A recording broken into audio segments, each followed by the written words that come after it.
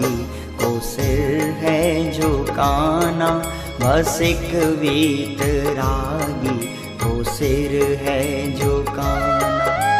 ये श्रद्धान मेरा है मेरू समाना, नहीं रागियों की शरण में है जाना।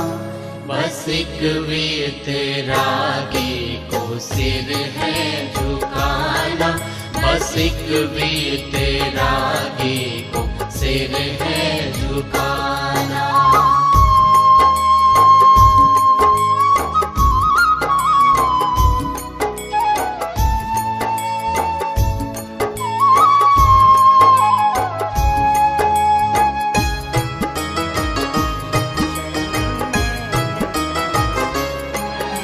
मेरे ज्ञान और ध्यान में बस तुम ही हो, अटल मेरे श्रद्धान में बस तुम ही हो। मेरे ज्ञान और ध्यान में बस तुम ही हो, अटल मेरे श्रद्धान में बस तुम ही हो। नहीं लाज गौरव,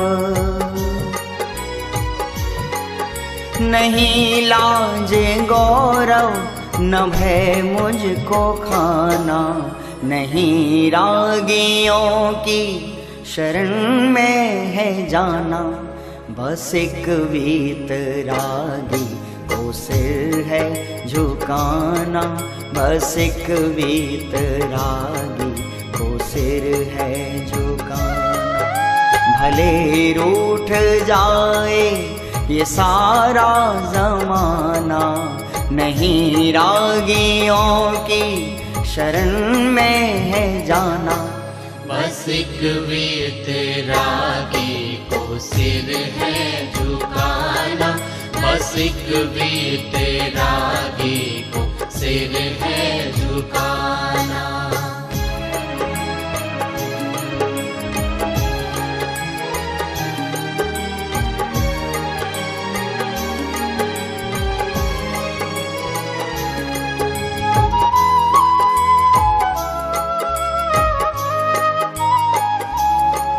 तुम्हीं से मुझे मुक्ति मार्ग मिला है, रतन त्रय का सुंदर चमन ये खेला है।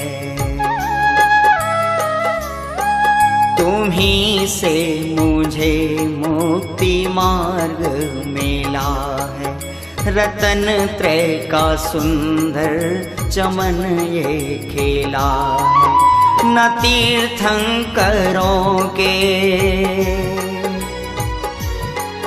न तीर्थंकरों के है कुल को लजाना, नहीं रागियों की शरण में है जाना। बस एक वीतरागी को सिर है झुकाना, बस एक वीतरागी को सिर है झुकाना। ये श्रद्धान मेरा है मेरू समाना, नहीं रागियों की शरण में है जाना। बस एक वीतरागी को सिर है झुकाना, बस एक वीतरागी को सिर है झुकाना।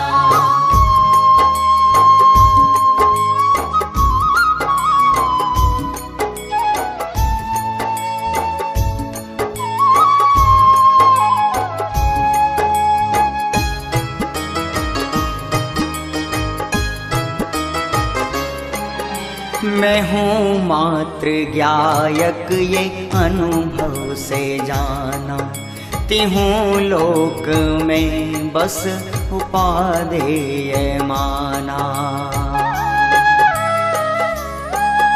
मैं हूँ मात्र ज्ञायक ये अनुभव में जाना, तिहूँ लोक में बस उपादेय माना। ये गुरुओं का ऋण है,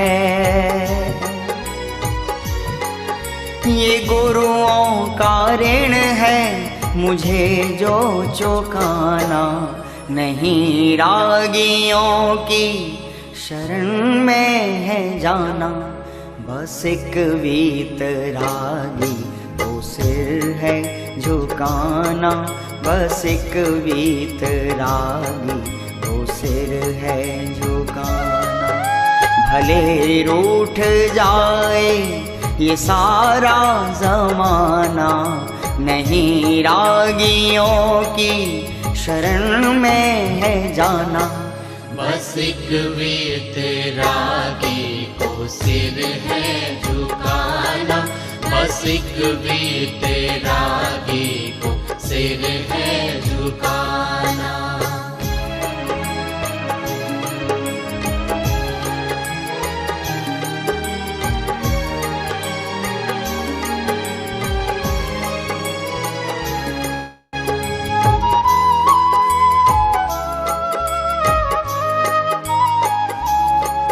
हैं आदर्श अकलंक गुरुवर हमारे, हैं निकलंक हम सबको प्राणों से प्यारे। धर्म के लिए जिनने मस्तक कटाया, नहीं जैन कुल को उन्होंने लजाया। उसी मार्ग पर, उसी मार्ग पर हमको चल के दिखाना, नहीं रागियों की शरण में है जाना।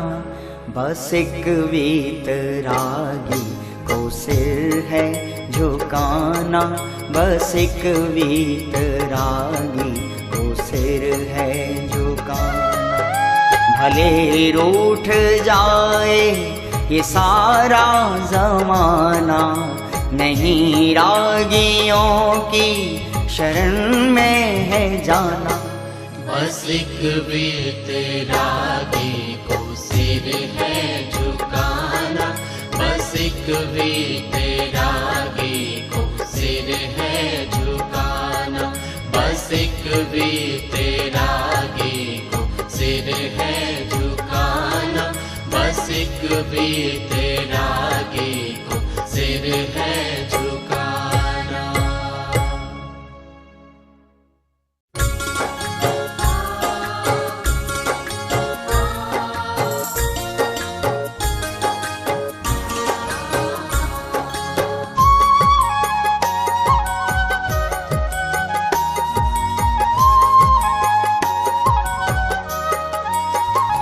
ज्ञान सम्यक मेरा हो गया, ज्ञान सम्यक मेरा हो गया। मिथ्या भ्रम का अंधेरा विलय हो गया, मिथ्या भ्रम का अंधेरा विलय हो गया। ज्ञान सम्यक मेरा हो गया, ज्ञान सम्यक मेरा हो गया।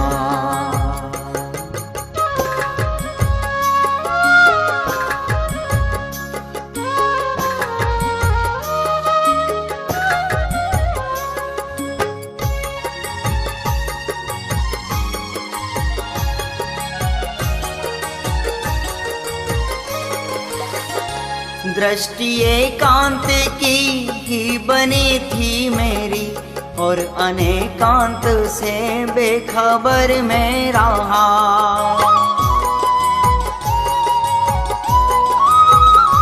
दृष्टि एकांत की ही बनी थी मेरी, और अनेकांत से बेखबर में रहा, बेखबर में रहा।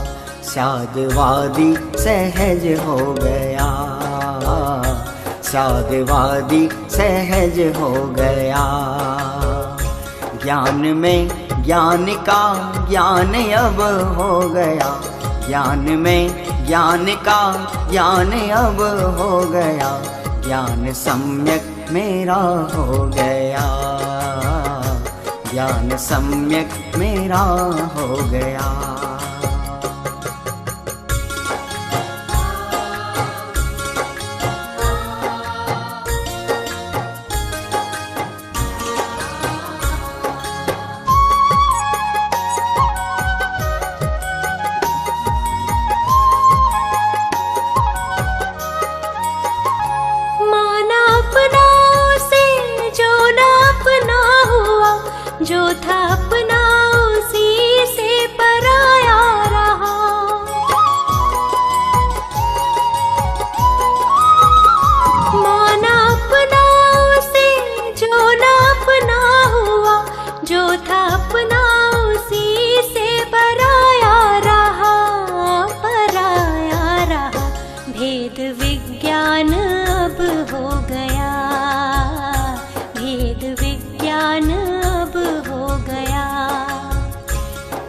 भेद की धारा में मैं बह गया, एक भेद की धारा में मैं बह गया, ज्ञान सम्यक मेरा हो गया, ज्ञान सम्यक मेरा हो गया।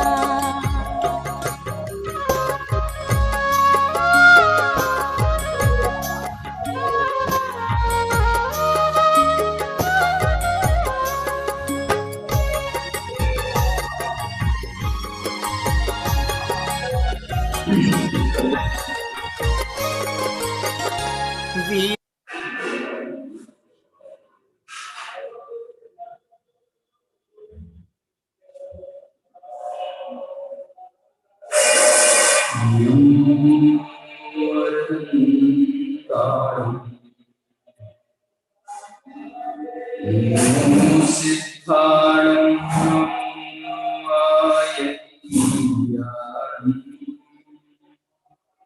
नमो वच्चाय मूलोय सर्वसापूर्णम्।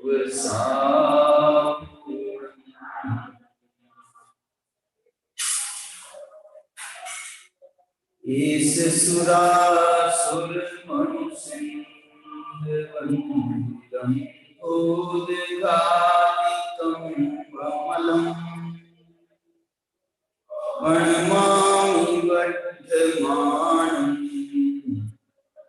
तित्थं धम्मस्य कर्तारम्। सर्वव्यापी चिद्रूप स्वरूपाय परात्मने स्वोपलब्धि प्रसिद्धाय ज्ञानानन्दात्मने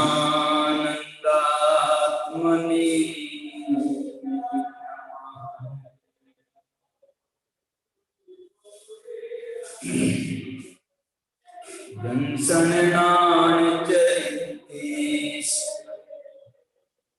ईसु जुगवं समुत्थितो जोतु हे यज्ञगतोऽतिमदो सामन्नं तस्य परिपूर्णम्।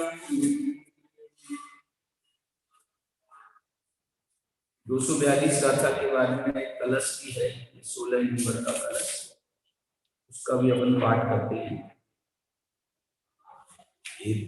एवं प्रतिपत्तुराशयवशा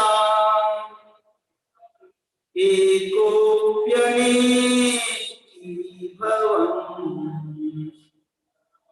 त्रैलक्षण्यमथैकतामुपगतो मार्गोपवर्गस्य यः दृष्टियात्रिनिबद्धवृत्तिमचलम्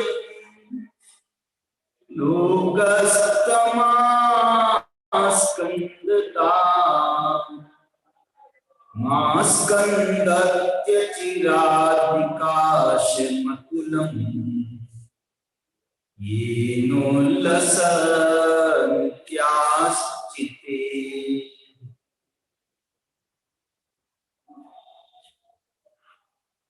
दर्शन ज्ञान चरण में युगपत सदा आरूढ़ हो, एकाग्रता को प्राप्त यति सामान्य से परिपूर्ण।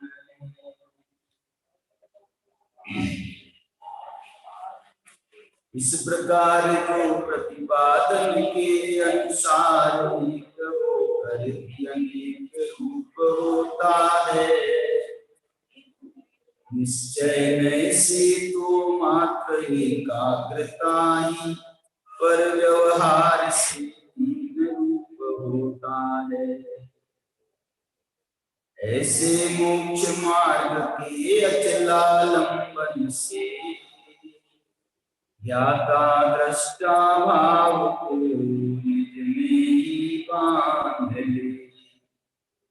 कुल उल्लसित चेतना का अतुल विलास लख, आत्मिक सुख प्राप्त करे अल्प काल में।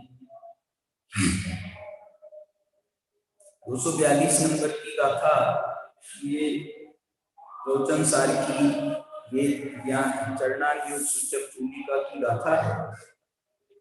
इसमें ये बता रहे हैं कि जो मोक्ष मार्ग है जिसका कि दूसरा नाम सामान्य है, वो परिपूर्ण परिपूर्ण कब होता है, कब होता है कहें अथवा कैसे होता है, उसकी संपूर्ण विधि यहाँ पर आचार्य भगवान ने 242 नंबर की गाथा में बताई है।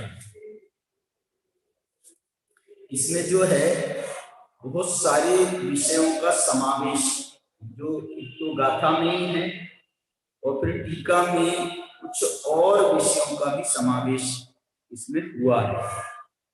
जैसे कौन कौन से विषय हैं, गाथा के विषय लिखे तो गाथा के विषय है दर्शन नाण चरितेश, माने सम्यक दर्शन, सम्यक ज्ञान और सम्यक चारित्र। तीसु जुगवा, इन तीनों की युगपत्ता। लेकिन मैं ये देख रहा था कि ये जो 242 गाथा में ये जो जुगवम शब्द आया है, यद्यपि टीकाकार अमृत चंद्राचार्य इसके पहले से माने करीब 3-4 गाथाओं के पहले से, देखो 3-4 बल्कि और ज्यादा है, 236 में भी है, 236 गाथा से माने 236, 37, 38, 39, 40, 41 6 गाथाएं तो ये हो गई और 42 में भी आया। तो ये जो है ये शब्द कुंद भगवान ने एक जगह समझ लो उनका आया है ये शब्द, लेकिन इस शब्द की आवृत्ति अमृत चंद्राचार्य ने इन सभी 7 गाथाओं की, और इसके बाद भी देख सकते हैं अपन, इसके बाद में नहीं है, इन 7 गाथाओं की उत्थानिका में विशेष रूप से उन्होंने योग पद्य शब्द का प्रयोग किया है।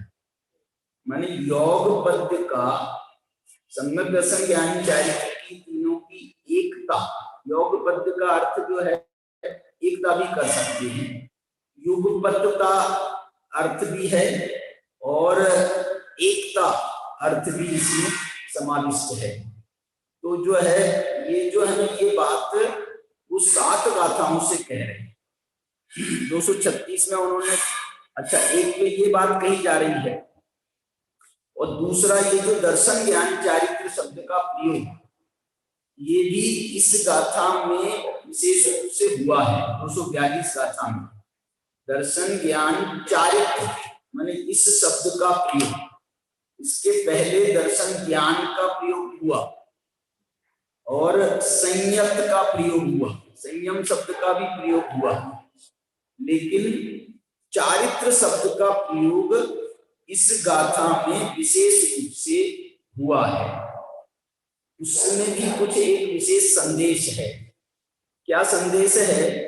कि संदेश ये है कि चारित्र जो है ये निश्चय सम्यक चारित्र का प्रतीक बन जाता है, और जो संयम है ये व्यवहार सम्यक चारित्र का प्रतीक बन जाता है। तो जो अभी तक बात कहते आ रहे हैं इसमें वो व्यवहार को भी साथ में लेकर के चल रहे हैं, व्यवहार को भी साथ में लेकर के चल रहे हैं। और बल्कि इस 242 गाथा की भी जो टीका है उसकी उत्थानिका जो है 242 गाथा है, इसमें भी उन्होंने उसको छोड़ा नहीं, बल्कि उन्होंने एक शब्द का और विशेष प्रयोग किया है, अथ इदमेव सिद्ध। मतलब इसमें जो है उन्होंने सम्यक दर्शन ज्ञान चारित्र कह करके जो पहले कहे गए आगम ज्ञान तत्वार्थ श्रद्धान और संयम तत्व उनकी युगपलता की जो बात कर रहे थे उसकी मानो यहाँ पर सिद्धि हो गई, सिद्ध हो गया, प्राप्त हो गया। प्राप्त क्या हुआ? आगम ज्ञान तत्वार्थ श्रद्धान संयम तत्व ये व्यवहारिक है। आगम ज्ञान व्यवहारिक है, तत्वार्थ श्रद्धान भी व्यवहारिक है, संयम भी व्यवहारिक। इनके द्वारा सिद्ध क्या हो गया? तो बोले इनसे सिद्ध हो गया सम्यक दर्शन ज्ञान चारित्र। सम्यक दर्शन ज्ञान चारित्र को इसलिए यहाँ पर विशेष उन्होंने विशेष रूप से इतने पूरे प्रकरण में देखना, ये पूरा प्रकरण मोक्ष मार्ग का प्रकरण चल रहा है, लेकिन पूरे मोक्ष मार्ग के प्रकरण में प्रारंभ से 232 गाथा से ही देखें तो ये जो है ना मोक्ष मार्ग का प्रकरण चल रहा है, मोक्ष मार्ग प्रज्ञापन अधिकार है। उसके बाद भी ये सम्यक दर्शन ज्ञान चारित्र की चर्चा नहीं आ रही थी। वो सम्यक दर्शन ज्ञान चारित्र के नाम से नहीं आ रही थी, समझ लो। क्या नाम से आ रही थी? वो आ रही थी उसके जो कारण है, सम्यक दर्शन ज्ञान चारित्र के जो कारण स्वरूप माने गए हैं। सम्यक ज्ञान का कारण आगम ज्ञान, सम्यक दर्शन का कारण तत्वार्थ श्रद्धान और सम्यक चारित्र का कारण संयम। तो उनकी चर्चा यहाँ पर वो कर रहे थे, बहुत जोरदार तरीके से कर रहे थे। और उसमें भी उनका विशेष रूप से इस बात पर वजन था कि ये जो है ना आगम ज्ञान तत्वार्थ श्रद्धान और संयम ये अलग अलग कार्यकारी नहीं है कि तुम कहो कि साहब हम आगम ज्ञान कर लेते हैं, श्रद्धान बाद में कर लेंगे या संयम बाद में ले लेंगे। बोले वो अच्छा है, जितना तुमने किया उतना तो अच्छी बात है, कोई मनाही तो नहीं कर रहे, लेकिन जो इसका जो पूरा लाभ मिलना चाहिए वो पूरा लाभ जो है वो अकेले आगम ज्ञान से नहीं मिलेगा, उसके साथ में तत्वार्थ का श्रद्धान भी चाहिए। और आगम ज्ञान और तत्वार्थ श्रद्धान भी हो गया, और समझ लो हम कदाचित ऐसा भी कहेंगे कि सम्यक दर्शन सम्यक ज्ञान भी हो गया, वो व्यवहारिक है। इसके द्वारा समझ लो सम्यक दर्शन सम्यक ज्ञान की प्राप्ति भी हो गई। लेकिन यदि संयम नहीं आया तो जो है फिर भी उसमें जो अधूरास है वो रहेगी, वो जो अधूरापन है वो अधूरापन उसमें रहेगा। और वो अधूरापन यदि आप दूर करना चाहते हो तो आपको जो है संयम अंगीकार करना होगा, और संयम अंगीकार करके ही काम नहीं चलेगा। संयम अंगीकार के साथ में उसमें फिर चारित्र लाना पड़ेगा। चारित्र माने भावलिंग, भावलिंग माने तीन कसाय चौकड़ी का अभाव। संयम तो उस बाह्य महाव्रतादि के पालन को संयम कहा जाता है, लेकिन चारित्र कहा जाता है कसाय के अभाव। तो कसाय के अभाव को चारित्र कहा जाता है, माने तुम्हारे ये बाह्य संयम से काम नहीं चलेगा, अकेले अंदर में उन तीन कसाय चौकड़ी का कम से कम सामान्य करने के लिए तीन कसाय चौकड़ी का अभाव करना पड़ेगा। अच्छा, अब इसके बाद भी ये आचार्य ये बताना चाह रहे हैं, देखना मुख्य मार्ग की बात कर रहे हैं, तो इसकी जो विकास हुआ है इस प्रकरण में मुख्य मार्ग का, उन्होंने पहले तो आगम ज्ञान आगम ज्ञान आगम ज्ञान आगम ज्ञान को इतना महत्व दिया कि 4 गाथाओं में उन्होंने आगम ज्ञान की महत्ता बताई। सब्बे आगम सिद्धा, आगम चेष्टा तदो जेठा, आगम क्या नाम, आगम चक्षु साहु, और आगम हीनो समनो नेवपाणम व्याणी थी। आगम से हीन श्रवण जो है वो अपनी आत्मा को और ना पर को जानता है। मतलब ये बात उन्होंने 4 गाथाओं में खूब जोरदार तरीके से 232 से, बल्कि 5 गाथाओं में 232, 33, 34, 35 है ना, और 36 आगम पूर्वादित्य। देखो 5 गाथाएं दी हैं, और 5 गाथाओं में एक गाथा ऐसी दी है इसमें समझ लो कोई सूक्ति नहीं है। 232 की सूक्ति क्या है?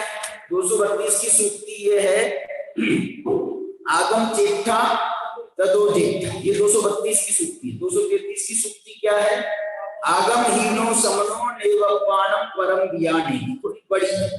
आगम से हीन श्रमण न अपनी आत्मा को जानते हैं और न पर को जानते हैं। फिर इसके बाद में 234 की सूक्ति क्या है?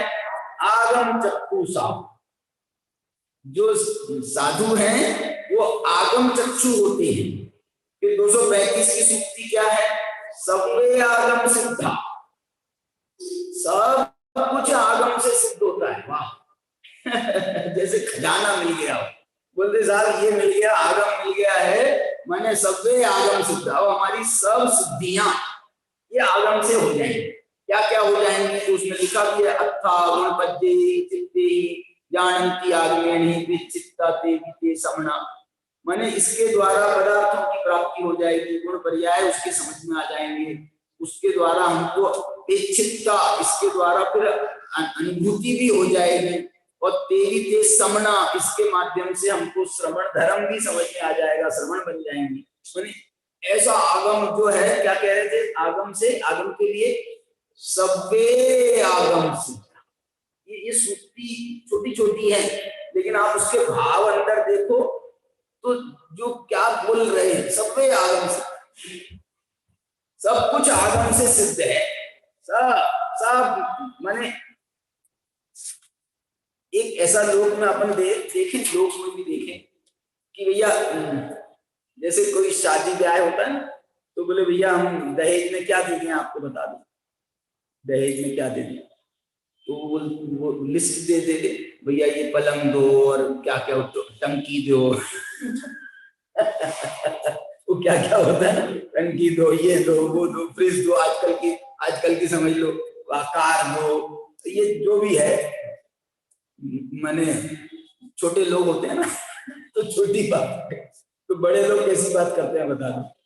बड़े लोग बोलते हैं तुम तो एक काम करो, तुम तो एक 50 लाख का चेक बना के दो बस क्यों दे दो? सब में आगम सिद्धा।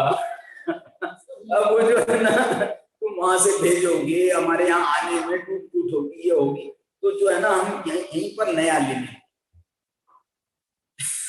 सब आगम सिद्धा। कभी कभी लोग ऐसा करते हैं, लेकिन पैसे भी ले लेते और सामान नहीं खरीदते। दुल्हन के लिए तुमने जेवर बनाने के लिए पैसे ले लिए, बोले साहब इतने लाख लगेंगे, इतना सामान लगेगा, और उसके बाद में उसको जेवर बना नहीं।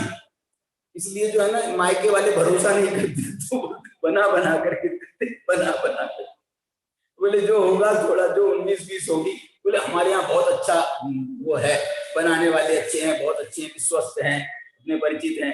बोले परिचित, उनका तो भरोसा है, तुम्हारा भरोसा नहीं है कि तुम पैसे भी ले लो और उसके बाद बेचारी लड़की को वो भी नहीं मिलेगी। क्या मतलब हुआ?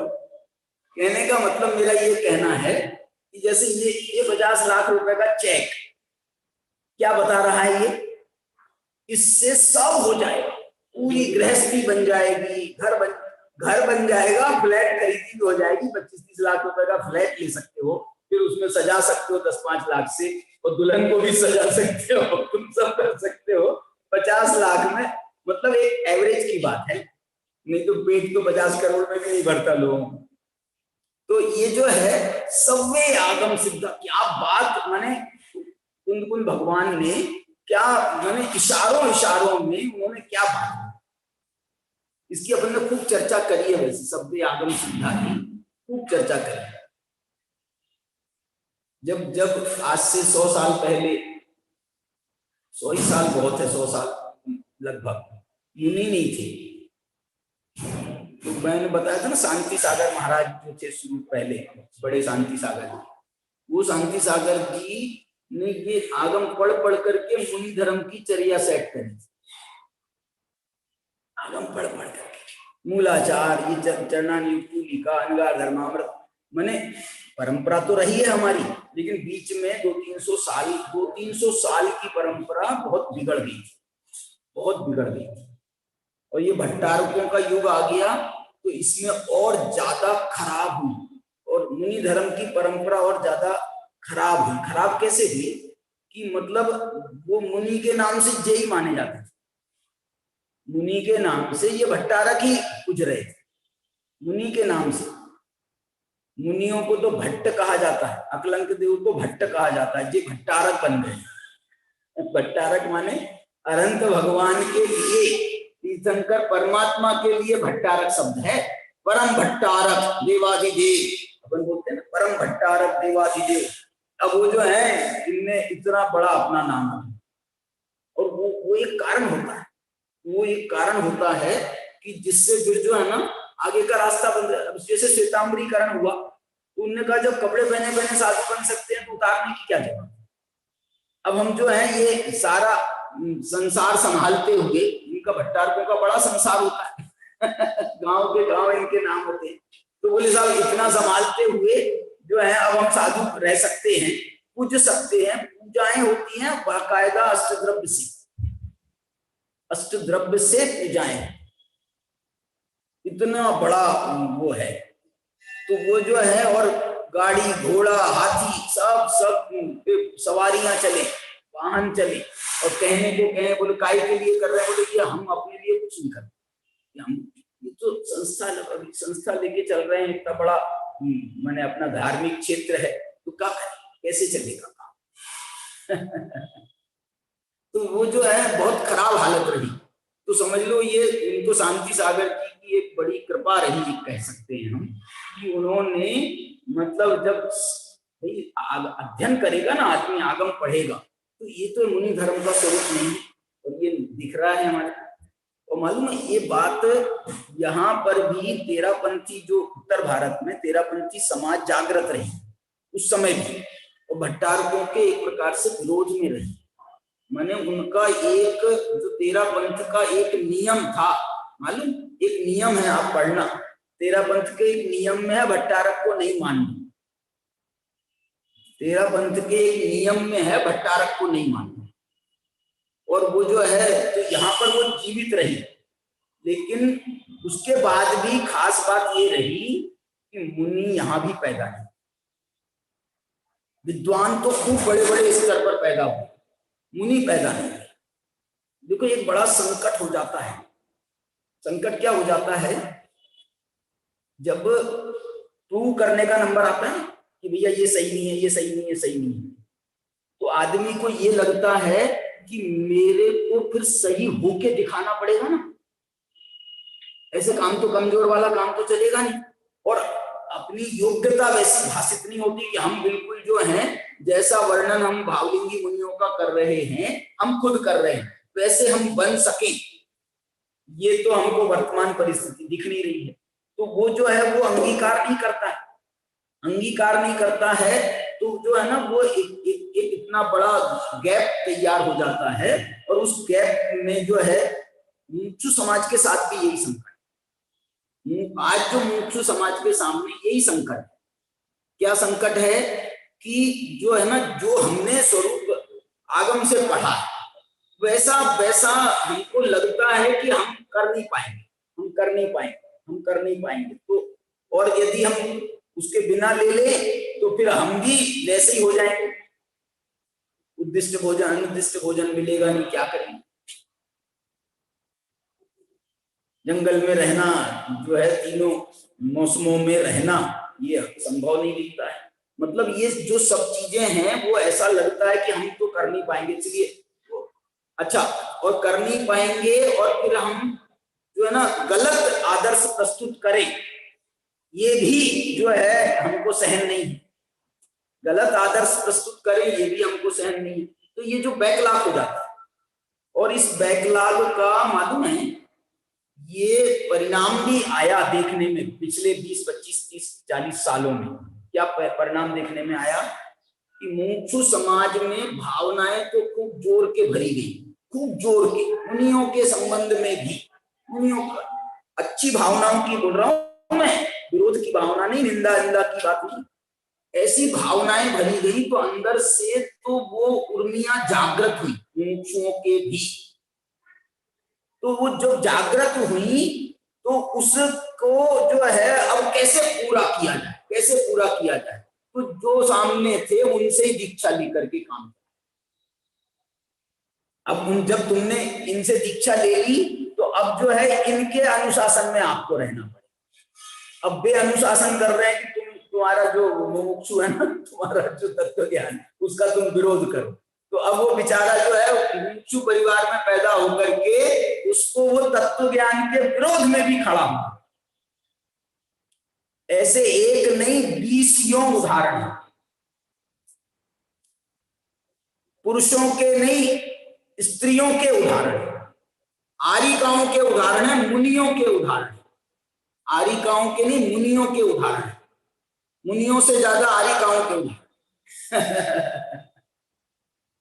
अपने यहाँ पर वो आई थी ना एक बार, जब वो आदर्शमती जी, उनने तो यहाँ सभा में बोला था, बोले हम तो जो है उनके प्रवचनों में जाते थे, कैलाश चंद पंडित जी बुलंदशहर वाले उनके प्रवचन में जाते थे, और उनके समय की बात है। इसका मतलब आप सोचो, कैलाश चंद पंडित जी को शांत हुए 10 साल से ज्यादा हो गए और जो है अपने यहाँ आते थे ना 40 साल पहले, यहाँ आते थे 40 साल पहले की बोल रहा हूँ, 40 साल से भी और पहले, 45 साल पहले, सन 75 के आसपास, सन 75 में आए जब मैं पढ़ता था, 7वीं 8वीं 9वीं पढ़ता था।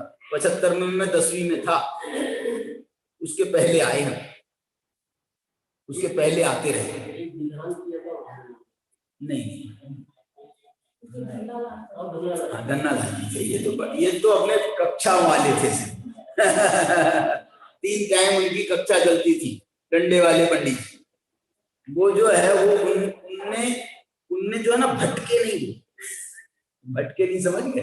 मैंने थोड़ा सा बोलने में अच्छा नहीं लगता है, मतलब जो तत्व ज्ञान की धारा है क्लास, ये तत्व ज्ञान कैसे पिरोया जाए, कैसे, अभी जो है ना हमने उसका वो बाइफर्केशन बहुत कर दिया कि यार एक विधान भी करना पड़ेगा, फिर आपको ये भी करना पड़ेगा, ये नहीं करोगे तो फिर वो मजा नहीं आएगा, फिर लोग नहीं जुड़ेंगे, ये मैंने बहुत सारी बातें जो है ना हमको आदर्श प्रस्तुत करना है समाज के सामने, तो वो जो है ना तत्व ज्ञान कहीं ना कहीं उससे थोड़ा वो हो जाता है।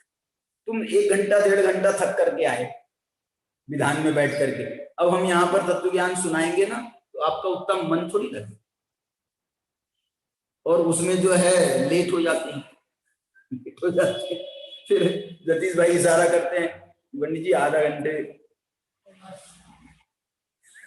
क्या मतलब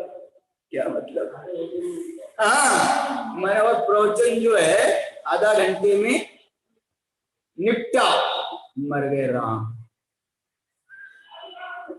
इसलिए जो है वो मत करो, वो नहीं मतलब तुमको विधान कराना है ना, विधान के पूरा कार्यक्रम विधान का, शिविर कराना है तो पूरा कार्यक्रम शिविर। जयपुर के शिविरों में ये खास बात देखी जाती, आज भी देखी जाती है कि वहां वो पूजा पाठ होगा, वो भी दिखाने का तो पूरा वो करते हैं, लेकिन आधा घंटे से ज्यादा का कार्यक्रम नहीं, और उसमें भी वजन जो होता है, वजन ऑर्गेनाइजर का जो वजन होता है, वो वजन तो इसी पर होता है। वो तो एक कार्यक्रम है, और भैया जितने लोगों को इतने सैकड़ों लोग आए हैं, तो अब उस कार्यक्रम भी करोगे तो 100-200 लोग तो आ ही जाएंगे उसमें। लेकिन आप देखो तो जो स्वाध्याय में एक हॉल पूरा फुल है, वो बात वहां उसमें नहीं होती है। लेकिन ठीक है, मतलब हमारा निषेध नहीं है, लेकिन जो चीज पर वजन आना चाहिए वो वजन तो आना ही चाहिए ना। वो जो है समाज इसके लिए तो तैयार है पहले से। तुम क्या सिखा रहे हो समाज, इसके लिए तो तैयार है, इनको तो आता है। कोई विधानाचार्य नहीं आए ना, कभी कोई मौका आ जाए और विधानाचार्य नहीं आ रहा है, तो ये महिलाएं और आदमी सब बता करके अब ये ले लो, अब ये ले लो, अब ये ले लो ये तो जो है मैं भी करा देता हूँ आप लोगों के सहयोग से। मेरे को कुछ नहीं मालूम, लेकिन सहयोग से तो सब हो जाता है। तो ये जो है ना, मैं ये बता रहा हूं आपको, इसका एक अलग असर हुआ, मालूम? इसका इतना, वो पंडित विशेष रूप से बोल रहा हूं मैं, जो कैलाश चंद पंडित जी की का जो असर आज भी मुमुक्षु समाज में देखा जाता है।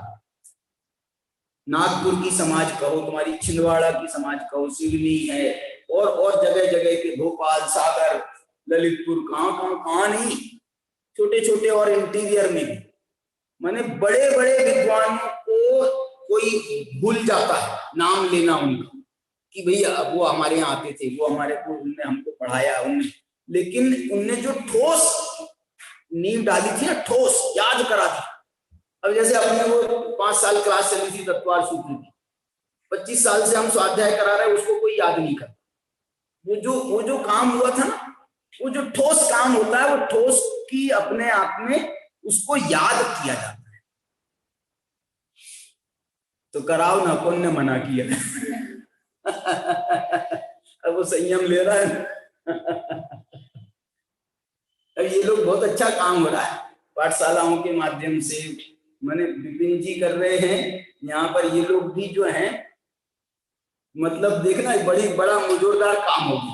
वो जो संडे में करते थे, वो जो पाठशाला अपनी चलती थी, क्या बोलते, सतपथ की, लेकिन ये जो काम है ना, उनको ये दिमाग में और नहीं, तो ये जो पाठशाला जो है वो नहीं चालू कर पाए, लेकिन इन लोगों ने चालू कर दिया। भाई देखो, एक बात बोलता हूं मैं, अपने यहाँ पाठशाला रेगुलर चलती है ना, उसमें भी कितने बच्चे आते हैं, उसमें भी वही संख्या रहती है। अब समाज का जो वातावरण है, उससे तो लोग भेजना ही नहीं चाहते, वे तो नहीं भेजना चाहते, हम ही नहीं भेजा थे, तो जो है, लेकिन वो उसके माध्यम से भी 10 जुड़े, 20 जुड़े, 25 जुड़े, 40 जुड़े। और इसकी एक और बहुत अच्छी ब्यूटी ये है, मालूम क्या ब्यूटी, कि वो जो है ना, यूट्यूब में साक्षात सुनने वाले तो 20 लोग हैं साक्षात उसी समय, लेकिन आपका यूट्यूब में पड़ा है वो, और हफ्ते भर बाद देखो तो 100 लोग हो जाते हैं कि 100 लोगों ने सुन ली। अरे उस दिन तो देखा था 20 ही लोग थे, लेकिन आज तो 100 कैसे हो गए? ये इसकी प्रतीति की क्लास सुनो आप, इसकी क्लास जो है बाद में भी लोग बहुत सुनते हैं, अनुभव की भी सुनते हैं, मैंने वो यूट्यूब में पढ़ी है ना, इसलिए हम वो संयम को भी कह रहे हैं कि तुम जो है, और कई लोग शास्त्रीय कोर्स के लिए वो सीखना भी चाहते हैं ना, बाहर के लोग भी, तो जो है वो चाहते हैं कि भैया उसको जो है तुम ऑनलाइन भी चालू कर दो। तो हम जो है ऑनलाइन, मतलब ये हो गया, यूट्यूब का मतलब ये हो गया कि हमको जब फुर्सत है हम तब सुन लेंगे। रात के 2 बजे हमको नींद नहीं आ रही है, तो हमने अपना यूट्यूब लगाई और वो चालू किया, भले ही हम 10-15-20 मिनट सुन पाते हैं, क्योंकि उसके बाद तो सोने ही उसके बाद तो चलो। तो ये जो बता रहा हूं मैं कि इसमें 5 गाथाओं में कुंद भगवान वो आगम की इतनी जोर से स्थापना कर रहे हैं कि ऐसा लग रहा है कि क्या बात, क्या बात, क्या बात। लेकिन 236 के बाद 237 में एकदम भाषा चेंज हो गई आचार्य। क्या भाषा हो गई मालूम? बताओ। पहला लाइन है 237 की, नहीं आगमेन सिद्धति। क्या बोलने लगे तुम? क्या बोल रहे हो? अभी तो कह रहे थे सबे आगम सिद्धा, आगम चिट्ठा तो चिट्ठा, ये होगा, आगम नहीं होगा सब। क्या बात है? तो अब यहाँ पर भाषा बदल गई, बोले नहीं आगमेन सिद्धति सद्दहनम जदि नत्थि अर्थेषु। ओहो, तुमने आगम को खूब पढ़ लिया, आगम को खूब पढ़ लिया। आगे लिखने वाले पूर्व धरा, सवागम पूर्व धरा।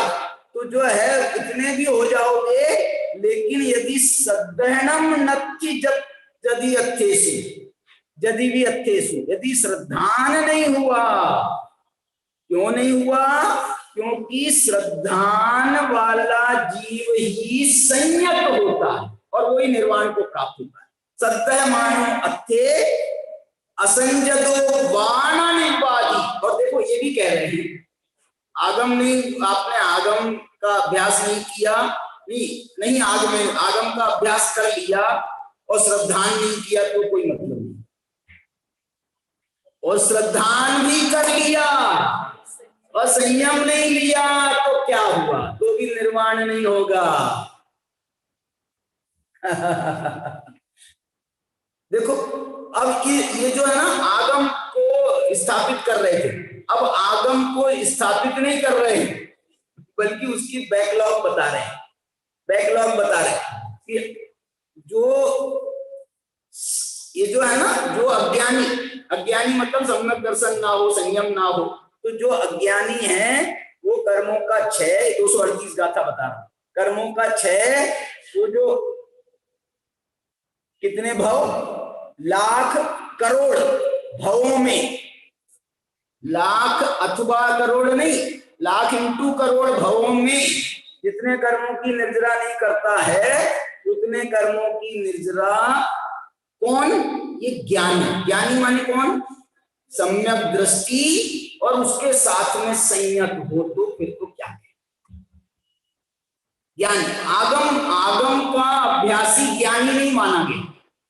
क्या बोल रहे हैं, आगम के ज्ञानी की बहुत वैल्यू है, बहुत उसकी जरूरत है, लेकिन आगम ज्ञान से ज्ञानी संज्ञा हमारे शास्त्रों में नहीं है। हमारे शास्त्रों में ज्ञानी कह रहे हैं, ज्ञान कह रहे हैं, लेकिन और आगम ज्ञान में ज्ञान है, लेकिन वो आगम ज्ञान से ज्ञानी नहीं कहलाता। क्यों? क्योंकि नहीं आगमेन सिद्ध्यति सद्दहनम यदि भी नत्थि अर्थेस। यदि श्रद्धान नहीं हुआ तो हम तुम्हें ज्ञानी नहीं कहेंगे। तुम ज्ञान की परीक्षा में पास हुए कि नहीं हुए?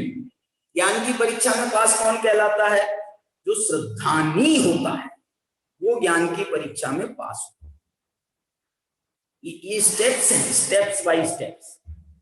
इसके बाद में ये 38 हो गई, फिर 39 में उन्होंने कह दिया देखो मैंने अब जो है ना वो बड़े उस पर आ गए, श्रद्धान और चारित्र की, संयम की मुख्यता पर आ गए। तो उसमें क्या कह रहे हैं, अब यदि तेरे को परमाणु मात्र भी मूर्छा देहादि में यदि होगी तो भी सब आगम धरोगी, यदि भी सिद्धि न लहरी। यदि तेरे को सब हो जाएगा तो भी, यदि सर्व आगम का धारक भी हो जाएगा तो भी, यदि परमाणु मात्र के प्रति भी यदि तेरे को मूर्छा होगी, मूर्छा दोनों प्रकार की समझ लो, दर्शन मोह संबंधी की और चारित्र मोह संबंधी, क्योंकि उसके बिना वो सिद्धि को प्राप्त नहीं होगा। सिद्धि की प्राप्ति की बात कर। इसके बाद में अब वो कह रहे फिर भैया आप तो हमको ये बताओ कि आप क्या चाहते हो, क्या चाहते हो? बोले हम चाहते हैं आगम ज्ञान भी हो, तत्वार्थ श्रद्धान भी हो और संयम भी हम चाहते हैं। और ये नहीं अकेले चाहते, इसके साथ में इनकी युगपत्ता भी चाहते, तीनों का योग पद्य चाहते। और क्या चाहते हो वो भी बता दो। और एक चीज और चाहते हैं, उसके बिना तो फिर कुछ मजा ही नहीं है। वो क्या चीज है? वो है आत्मज्ञान। आगम ज्ञान से, आगम ज्ञान में उनका आत्मज्ञान शामिल नहीं था। तत्वार्थ श्रद्धान में भी आत्मज्ञान शामिल नहीं था, क्योंकि तत्वार्थ श्रद्धान वो व्यवहारिक है और ये जो आत्मज्ञान है ये निश्चय वाला है। वहां संयम है वो भी व्यवहारिक है, लेकिन ये आत्मज्ञान में निश्चय सम्यक चारित्र शामिल है। और ये निश्चय सम्यक दर्शन ज्ञान चारित्र के लिए बहुत कमाल की बात करी है। क्या कमाल की बात करी है? कि एक ही शब्द रखा है, तीनों एक ही शब्द रखा है। ये बहुत बहुत विशेष बात है। नहीं तो वो फिर बाद में करना पड़ता ना, हम निश्चय सम्यक दर्शन ज्ञान चारित्र कहते और फिर कहते नहीं निश्चय सम्यक दर्शन ज्ञान चारित्र की भी एकता चाहिए, उनका भी योग पद्य चाहिए, उनका भी एक रस होना चाहिए, उनका भी अभेद चाहिए। तो अब इतना बाद में करना पड़ेगा, उनका अभेद बनाना पड़ेगा, तो अभेद की जरूरत ही नहीं है। आत्मज्ञान सीधा कह दिया, आत्मज्ञान कह दिया। व्यवहार सम्यक दर्शन ज्ञान चारित्र के तो तीनों के नाम ले रहे हैं अलग अलग, आगम ज्ञान, तत्वार्थ श्रद्धान, संयम। लेकिन निश्चय सम्यक दर्शन ज्ञान चारित्र के लिए एक ही शब्द है उनके पास। क्या है? आत्मज्ञान। ये आत्मज्ञान मैं ये कहना चाहता हूं, इसकी जगह पर वो शुद्धोपयोग आदि शब्दों के प्रयोग भी कर सकती थी, शुद्धोपयोग आदि के भी प्रयोग कर सकते थे, लेकिन पता नहीं यहाँ आचार्य अमृतचंद्र देव के मन में क्या विशेष बात रही है। वो आत्मज्ञान के माध्यम से भले ही वो शुद्धोपयोग को ही स्थापित कर रहे हैं, लेकिन वो आत्मज्ञान से भी ये कह रहे हैं शुद्धोपयोग और आत्मज्ञान में क्या अंतर है। शुद्धोपयोग और आत्मज्ञान में अंतर नहीं है। ये आत्मज्ञान में सम्यक दर्शन, ज्ञान, चारित्र तीनों शामिल हैं। और ये भी संकेत इसमें माने जा सकते हैं। क्या संकेत माने जा सकते हैं कि ये सम्यक दर्शन, व्यवहार सम्यक दर्शन, ज्ञान, चारित्र है, ये तो कभी कभी अलग अलग भी होंगे, अलग अलग भी होंगे, और अलग अलग होंगे तो वो जो है प्रेरणा सबकी दी जाएगी। अकेला सम्यक दर्शन, तुम आगम ज्ञान हो गया तो हम बोलेंगे सम्यक दर्शन भी करो, सम्यक दर्शन हो गया तो बोलेंगे संयम भी करो। लेकिन एक बात जरूर वो ये कहना जरूर चाह रहे हैं, जो अंतरंग आत्मज्ञान होगा, जो अंतरंग जो शुद्धात्मानुभव होगा, आत्मानुभव होगा, वो अंतरंग होगा, वो भले ही चौथे गुण स्थान में होगा, भले ही वो चौथे गुण स्थान में होगा, लेकिन वो तीनों की एकता वाला ही होगा। आंशिक, भले चौथे गुण स्थान में होगा तो उतना, पांचवें में होगा तो उतना, छठे सातवें में होगा तो उतना, लेकिन वो ये कहना जरूर चाहते हैं कि ये आत्मज्ञान में आएगा। और अंतरंग में हम देखते हैं, जब अंतरंग का जब परिचय लेते हैं ना, तो बाहर में तो हमको संयम नहीं दिखाई दे रहा चौथे पांचवें आदि में, लेकिन चौथे पांचवें में आदि मत लगाओ, तो जो है पांचवें में भी संयम असंयम, वो संयम की कैटेगरी में नहीं आता। तो जो है उतना होने पर भी वो ये कह रहे हैं कि अंदर का जब हम देखते हैं तो उससे हमको संतोष होता है, हमको ये भरोसा होता है कि नहीं, ये अंदर में, इसके अंदर में क्रांति हो गई है। अब ये अंदर की क्रांति जो है ना, इसको विचलित, सुनो क्या बोलना चाह रहा हूं। आत्मज्ञान ये कभी फेल नहीं होगा। क्या बोल रहे हैं? आत्मज्ञान, अंदर की क्रांति कभी फेल नहीं होगी। और ये तुम्हारा बाहर का आगम ज्ञान, बाहर का तत्वार्थ श्रद्धान, बाहर का तुम्हारा संयम, इन सब के फेल होने की खूब कहानियां हैं, पूरा आगम भरा पड़ा है इसके लिए। आगम ज्ञान इतना हो गया, 11 अंग 9 पूर्व, 11 अंग 9 पूर्व का पाठी हो गया। यहाँ तो उन्होंने सब्बागम धरो कह दिया, मूल शब्द है कुंद कुंद भगवान का, 11 अंग 9 पूर्व नहीं कहे, उन्होंने सब्बागम कह दिया। सब्बागम का भी वो भाव है कि वो सर्वागम माने आगम आगम आगम आगम, पढ़ लिया पढ़ लिया पढ़ लिया, तुमने सब पढ़ ली, समय सार पढ़ लो ना, तुम समय सार भी पढ़ लो ना। और यदि वो अंदर में तुमने अवधारण नहीं किया तो वो तुम्हारा समय सार भी क्या, सर्वागम भी तुम्हारा पढ़ना कोई कार्यकारी नहीं कहलाए,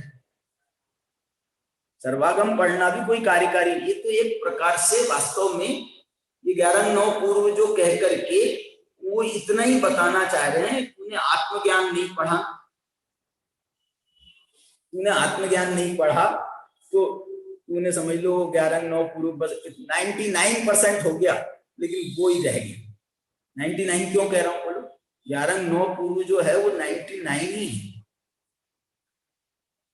11 और ये 9 पूर्व में भी कोई ऐसा कथन मिलता है ऐसा स्पष्ट कि 9 पूर्व कौन से, शुरू के 9 पूर्व और बाद के 5 पूर्व रह गए, ऐसा मिलता है?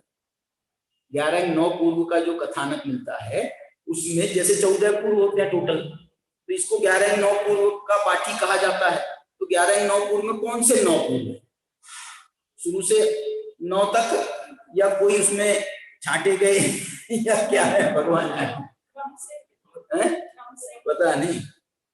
मैं इसमें इसलिए नहीं कह रहा हूं क्योंकि जो ये समय सार का जो अध्यात्म का विषय माना गया है ना, ये कोई 10वें पूर्व की वस्तु है क्या? नहीं, जो समय सार में जो लिखा ना उनने, जो ये जो समय सात का, अरे उसी के तो भेद है 9 पूर्व 14 पूर्व, उसी के भेद हैं। मैं तो ये कहना चाह रहा हूँ कि ये जो समय सार आदि परमागम की जो जो वस्तु है या जिसको जो इसका विषय है, ये कोई 5वें पूर्व की अमुक वस्तु का है कि वो 10वें पूर्व की है। ज्ञान प्रवाद पूर्व कौन सा है? 14 पूर्व में ज्ञान प्रवाद पूर्व कौन सा है?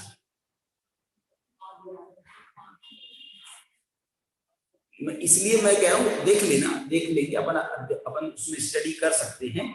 इससे ये बताना मैं चाह रहा हूँ, और 5 पूर्व जो है बाद के जो पूर्व है ना, वो बहुत बड़े बड़े पूर्व हैं, बहुत बड़े बड़े अंगों से 10 गुने बड़े हैं बाद के पूर्व।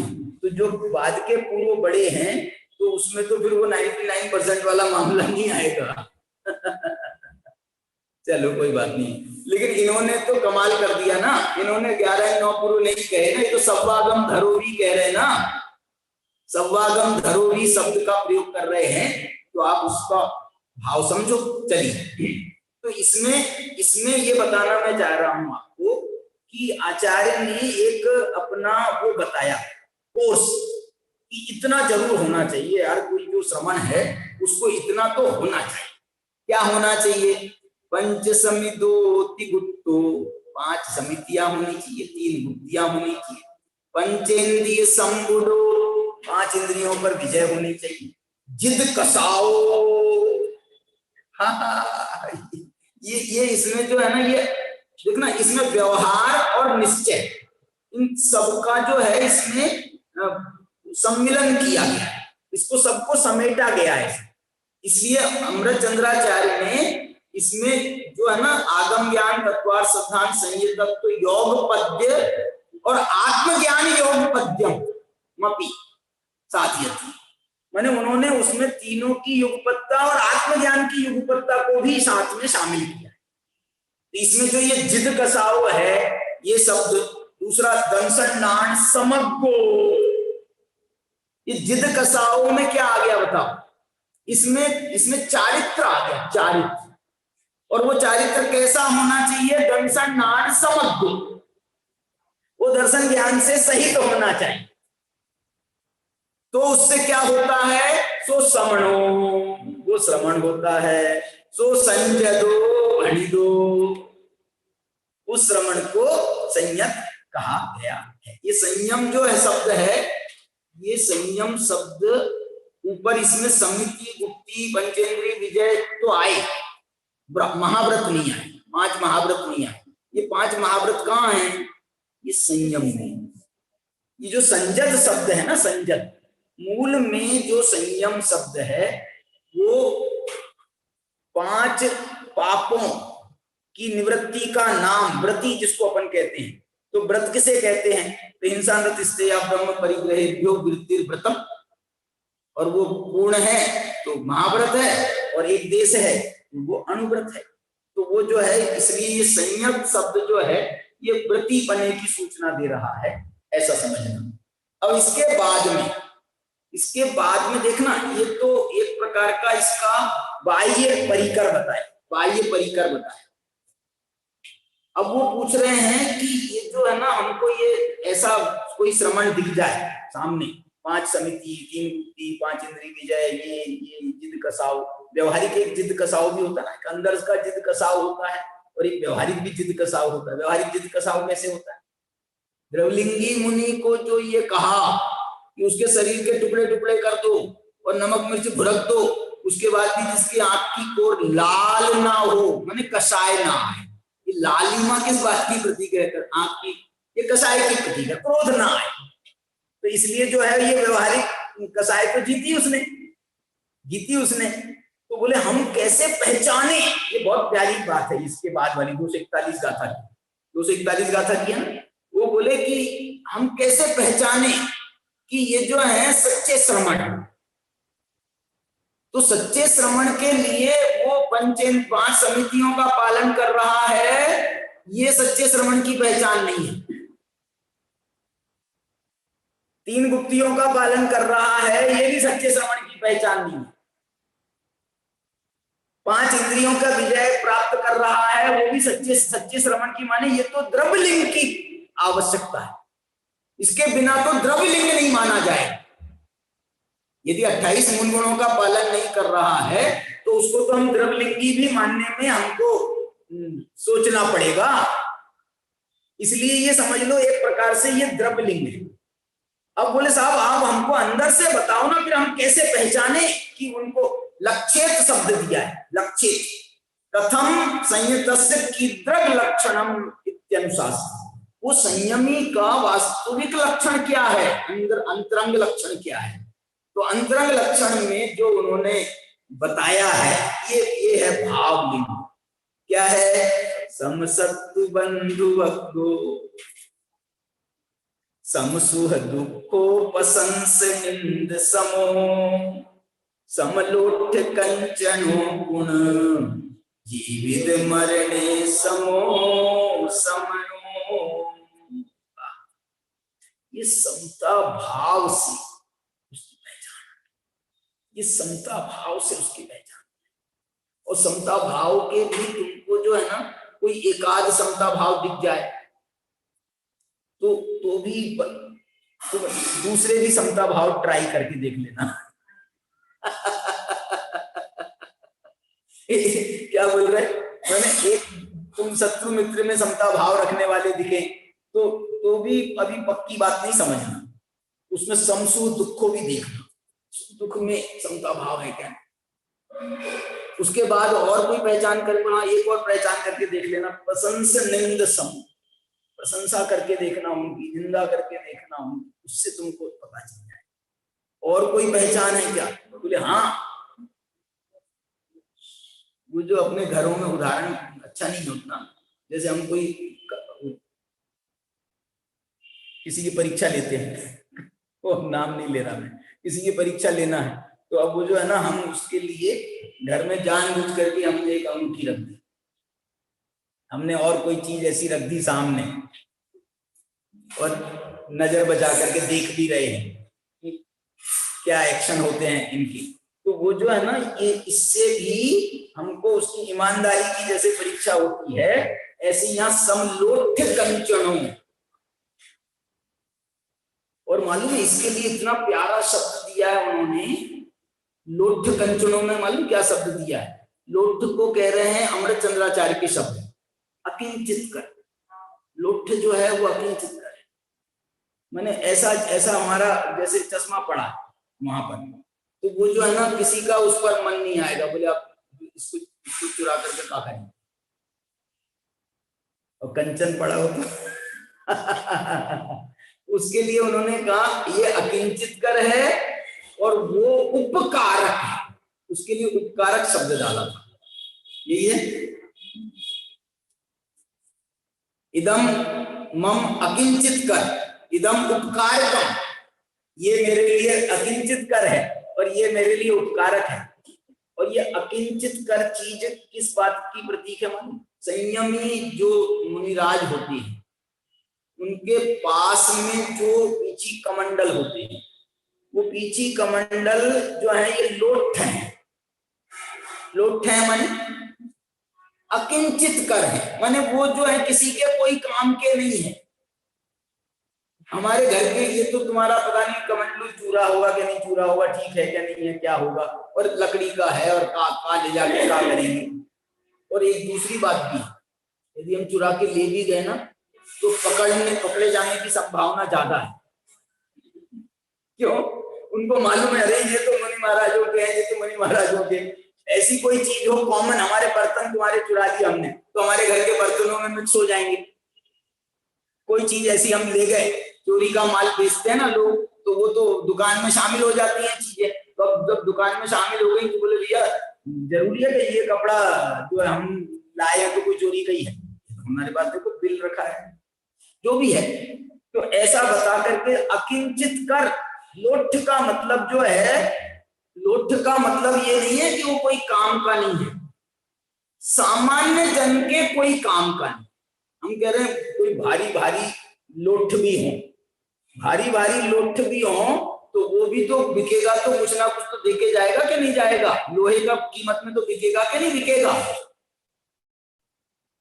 लेकिन वो जो है सामान्य से लौकिक जनों में ऐसी प्रवृत्ति नहीं होती, ऐसी प्रवृत्ति नहीं होती। चोर लोग भी चोरी करते हैं मालूम, तो ऐसी चीज नहीं चुराते। कौन सी चीज? कौन सी चीज? जिससे पकड़े जाएं। जो सामान्य चीज सब में मिक्स हो जाए, पैसे चुरा लिए हमने, पैसे चुरा लिए तो वो कुछ दिक्कत। ऐसी चीज चुराएंगे जिसमें तुम्हारा नाम खुदा हो, तुम्हारा नाम खुदा हो, और यदि कदाचित चुरा भी ले जाएंगे तो सबसे पहले उसको उसको नष्ट करते हैं, उसको मिटाते हैं ताकि जो है पकड़े ना जाएं। और बाकी चीज में तो पकड़े जाने की कोई बात ही नहीं है।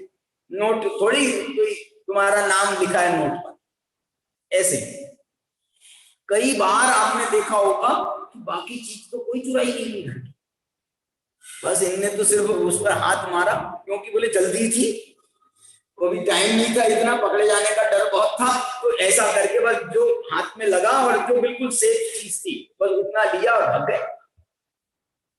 तो ये जो है समलोठ कंचनों, इससे पहचान होगी। और कैसे पहचान होगी? और कैसे पहचान होगी बताओ? जीवन में आपकी कोई पहचान ना हो, कदाचित जीवन भर की तपस्या में कोई पहचान ना हो, लेकिन अंतिम समय की जो समाधि मरण का समय है, वहां तो समझ में बहुत लोग बाकी सब में पास हो गए, उसके उन सब में पास हो गए, और यहां आकर के जो है फेल। और होता है, ये बहुत होता है। क्यों? क्योंकि ये जो जीवन का वो है ना लोभ, जीवन का जो लोभ है वो जो है छूटते नहीं बनता। ये व्रत आदि का पालन करने में, ये इसलिए भी पालन करने में आ जाता है क्योंकि व्रत कर लेंगे, उपवास कर लेंगे, तपश्चर्या कर लेंगे, थोड़ी मर थोड़ी जाएंगे। हमारा जवाब होता है ना, मर थोड़े ही जाएंगे, मर थोड़े ही जाएंगे। इसका मतलब क्या है? मरने से डरता है।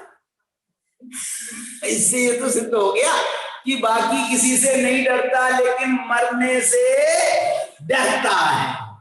लेकिन ये श्रमण कौन है? जो जीवित मरने समो समनो। उनकी चर्या का ये इतना ब्यूटीफुल पार्ट है। कौन सा? कि जब वो मुनिराज पर कोई उपसर्ग आता है, उपसर्ग आता है, तो लोक प्रवृत्ति तो ये है कि भाग लो, भाग लो, भाग जाओ, शेर आ रहा है भाग जाओ, ये हो रहा है, ये तब कुछ कोई भी हमारे ऊपर उपसर्ग आ रहा है तो भाग जाओ, आग लग गई घर में तो भाग जाओ, अब जो होना होगा वो जान बची सो लाखों पाए। लेकिन ये मुनिराज की चर्या क्या आश्चर्य पैदा करती है, क्या आश्चर्य पैदा करती है। जैसे उनको आभास होता है कि उपसर्ग हो रहा है, वो भागने की छोड़ो, वो स्थिरता का प्रयास करते। अब हिलेंगे नहीं अपनी जगह से, अब नहीं। आ बैल मुझे मार नहीं करते हैं, आ बैल मुझे मार नहीं करते हैं, जबरदस्ती उपसर्गों को आमंत्रित नहीं करते हैं। लेकिन उपसर्ग आ जाए तो स्थिर हो जाते हैं। ये क्या चर्या है? बोलो क्या चर्या है? बैठ गए वहीं स्थिर हो गए। वो अकंपनाचारी कितनी माने रिद्धियों के धारक होंगे, उनके 700 मुनियों का संघ था, लेकिन वो विष्णु कुमार, उनके पास में रिद्धि थी तो ये इनके पास में रिद्धियां नहीं होंगी, किसी के पास में ऐसा नहीं माना जा सकता। लेकिन नहीं करना हमको प्रयोग, ये रिद्धियों के प्रयोग। विष्णु कुमार पर भी आपत्ति आती ना तो इस रिद्धि का प्रयोग नहीं करते। विष्णु कुमार ने इस रिद्धि का प्रयोग क्यों किया, कब किया? दूसरे साधर्मी के लिए तो किया, अपने लिए नहीं किया, अपने लिए नहीं किया। दूसरे साधर्मी के लिए तो अपनी पूरी तपस्या विचारों ने अपनी तपस्या भंग करके, साधु पद छोड़ करके उन्होंने ये किया। ये जो है ना, ये बहुत फर्क आपको जो है, मैं ये कहना चाहता हूं कि मुनिचर्या और लोकचर्या, हम सब लौकिक हैं, हम सब लौकिक हैं। हमारी चर्या और मुनिचर्या की समानता स्थापित मत करो। कोई कहीं दूर दूर तक हमारी चर्या उनकी चर्या में मेल बैठता नहीं है। ये सब हमारे ये बैठता है हमारी चर्या में, बताओ हमारी चर्या में बैठता है समसत्व बंधु अग्नि, बोलो हमारी चर्या में बैठता है? श्रावकों की चर्या में बैठेगा समसत्व बंधु अग्नि? उसको तो ये कहा है, श्रावक को भी, पंचम गुण स्थानवर्ती हो तो भी उसको ये कहा है कि तेरे सिर्फ संकल्पी हिंसा का त्याग है। संकल्पी हिंसा का त्याग है माने, संकल्पी हिंसा का त्याग माने तू खुद होकर के मारेगा नहीं। खुद होकर के माने जैसे भारत का एक नियम है ना, खुद होकर के आक्रमण नहीं करेंगे, इसका नाम है संकल्पी हिंसा का त्याग। लेकिन बाकी ये कहा है कि कोई विरोध आएगा हमारे घर पर, कोई आपत्ति करेगा तो जो है वो विरोध के लिए खड़ा हो जाएगा। आरंभ काम करेंगे, भैया आजीविका तो करना है, तो अब उसमें हिंसा होगी तो हम नहीं कुछ कर सकते। तेरे को मालूम नहीं है कि हिंसा नहीं होगी? बोल, मालूम नहीं है कि हिंसा इसमें होगी? मालूम नहीं है क्या? मालूम है, उसके बाद भी करता है और उसकी स्वीकृति है, आगम के माध्यम से उसकी स्वीकृति है। 4 हिंसाएं हैं, 4 हिंसाएं, 3 की स्वीकृति है। 3 स्वीकार है श्रावक को और 1 हिंसा का त्यागी कहा है उसको। सिर्फ आरंभी हिंसा का त्याग नहीं है, विरोधी हिंसा का त्याग नहीं है। और कौन सी है? उद्योगी। कोई उद्योगी आरंभी माने स्त्रियों की और उद्योगी माने पुरुषों की। मोटा मोटा अंतर ऐसा समझ। तो ये जो है, ये क्या बात है? श्रावक के लिए नहीं है ये समसूह दुखो, ये श्रावक के लिए है। समसूह दुखो श्रावक के लिए है। तुम्हारे को तकलीफ हो जाए, बीमारी हो जाए, चीमारी हो जाए, तो ये अस्पताल तो मुनि तो जाते नहीं, अब तुम भी जाना, तुम भी बंद कर दो जाना, तो फिर क्या हो जाएगा? ये समसूह दुख हमारे लिए नहीं है, हमारे लिए माने श्रावकों के लिए नहीं है। जितना करो अच्छी बात है। पसंद से निंद सम नहीं है, ये श्रावकों के लिए नहीं है। इसलिए भी नहीं है, देखो नहीं है का मतलब छूट नहीं दे रहे हैं, नहीं है का मतलब ये बताना चाह रहे हैं कि तुम इतना करने में समर्थ नहीं, तुम समर्थ नहीं हो, इसलिए छूट दे दी। प्रशंसा, कोई प्रशंसा करे, कोई निंदा करे, तुमको क्या फर्क पड़ता है? बोलो, समझाते तो यही है, श्रावकों को भी यही समझाते हैं। लेकिन मालूम है कि भैया हम कितने ही समझाएंगे, अंदर में जो तुम्हारी कषाय बैठी है, वो कषाय जो है ना, वो बराबरी करने नहीं देगी। ये समझ में एक बात ऐसा भी मेरे मन में आता है कि ये जो भाव है ना, ये समसूह दुखो, समता भाव विशेष रूप से जिसको अपन कह रहे हैं, यद्यपि ये कषाय के अभाव जनित माना गया है, लेकिन जो विशेष प्रकार का जो ये समता भाव है, ये प्रत्याख्यानावरण कषाय के अभाव में ही पैदा, अनंतानुबंधी अप्रत्याख्यान के अभाव में पैदा नहीं होता। यद्यपि अपन अपेक्षा से देखें तो कुछ तो है ही उसमें कषाय का जितना अभाव हुआ, लेकिन वो भाव आता नहीं। इससे और ज्यादा बताऊं, इससे और आगे, इससे आगे की बात ये है कि जो छठे गुण स्थानवर्ती मुनिराज हैं, कदाचित कह रहा हूं, कदाचित वो भी इसको सहन नहीं कर पाए, क्योंकि उनके संजुलन कषाय की तीव्रता, छठे गुण स्थान, वो नहीं सहन कर पाए। तो वो जो है ना, सहन नहीं कर पाए माने देखना, सहन नहीं कर पाए का भाव कितना है बताओ? सहन नहीं कर पाए का भाव कितना है? सहन नहीं कर पाए का भाव इतना है कि मन में कोई प्रकार का उद्वेग आ जाए कदाचित। ऐसा नहीं कि गाली देना शुरू कर दे, ऐसा नहीं कि मारना पीटना शुरू कर दे शत्रु, मन में क्षोभ हो सकता है। ये मन का जो क्षोभ बता रहा है, ये संजुलन कषाय की तीव्रता, संजुलन कसाई की तीव्रता बता रही है ये मन का क्षोभ, नहीं तो कोई फर्क नहीं पड़ता। संजुलन कसाई की यदि मंदता हो तो शुद्धोपयोग भंग नहीं होता। संजुलन कसाई की मंदता में शुद्धोपयोग भंग नहीं होता। ये समता भाव कैसे भंग हो जाएगा? शुद्धोपयोग भंग नहीं होता, माने सातवें अनुष्ठान में शुद्धोपयोग में है मुनिराज, और वहां पर संजुलन कसाई की मंदता भी है। संजुलन कसाई की मंदता जो अबुद्धि पूर्वक राग है, वो संजुलन कसाई की मंदता का प्रतीक है, वो भंग नहीं होता, शुद्धोपयोग बना रहता है। इसलिए जो है शुद्धोपयोग जब बना रह सकता है तो समता भाव भंग हो जाए ये तो प्रश्न ही नहीं। ये उनने उसकी एक पहचान बताई।